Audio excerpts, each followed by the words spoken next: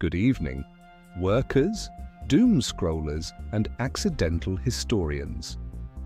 This is the 8-hour workday with Rex Haymarket, where every crisis somehow becomes your bill and their bonus. Tonight, Trump tells America's allies to get their own oil.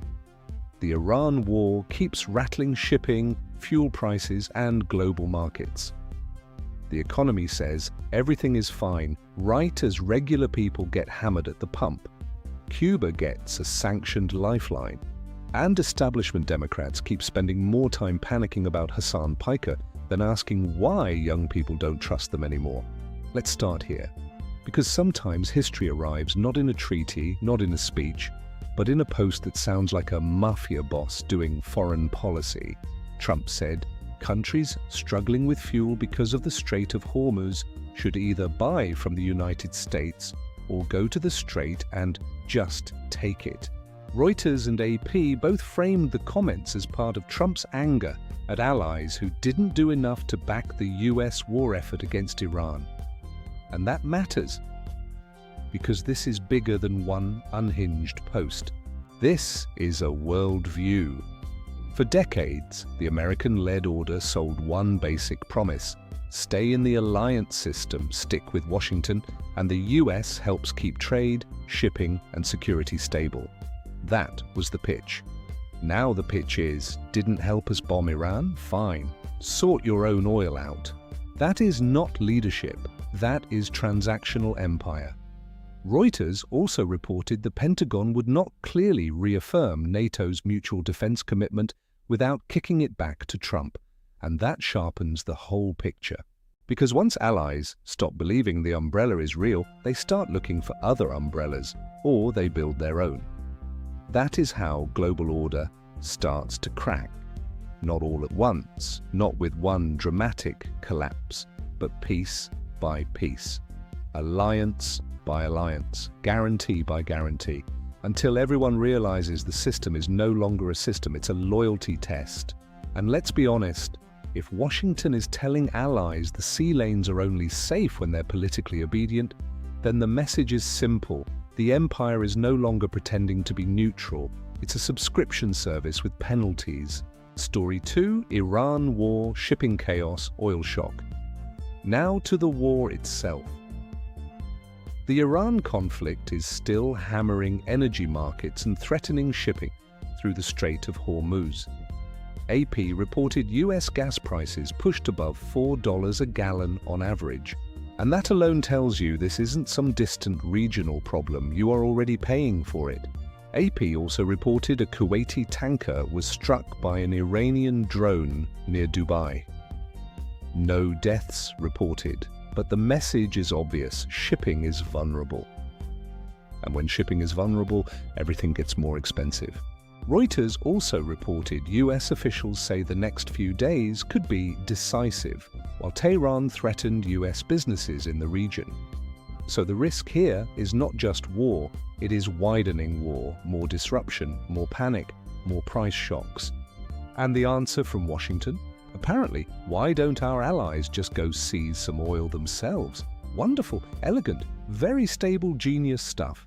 Story 3, the economy. Confidence up, pain still real. Story 3, the economic split screen. Reuters reported consumer confidence ticked up in March. AP reported stocks recovered some losses as oil cooled off slightly. So yes, technically, some numbers looked a bit better. But let's translate that into human language. People are still paying more for fuel, still paying too much for groceries, still paying too much for housing, still being told to stay optimistic while the basics get more expensive. This is my favorite genre of American economic reporting. The graph moved a little, so apparently the patient is healthy. Markets recover first, regular people recover later. Maybe that is the arrangement.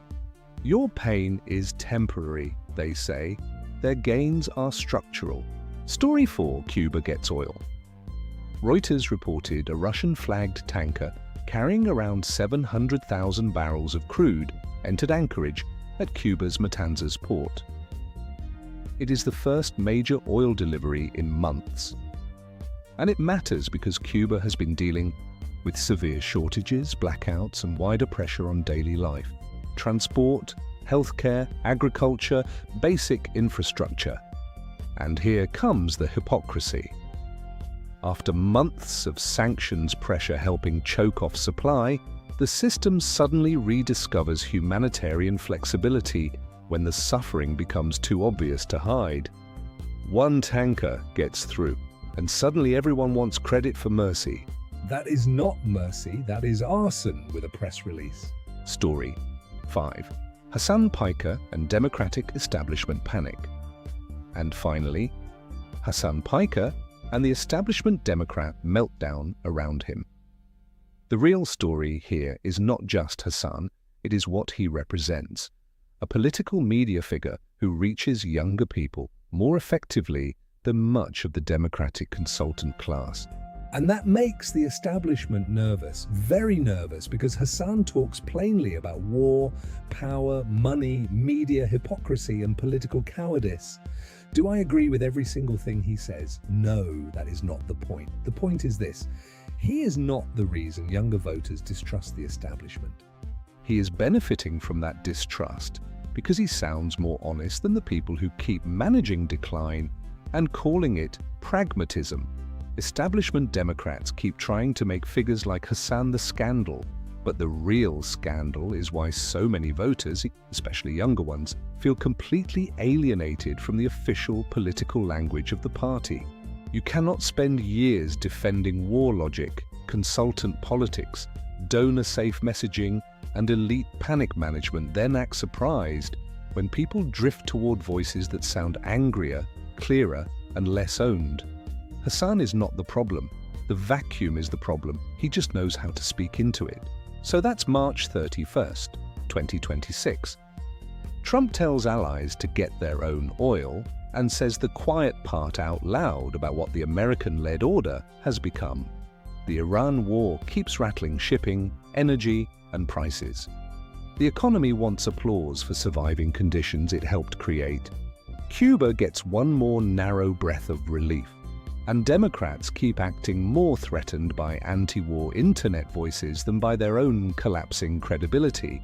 This has been the 8-hour workday with Rex Haymarket, where every crisis somehow becomes your bill and their bonus. Like it, share it, subscribe to it.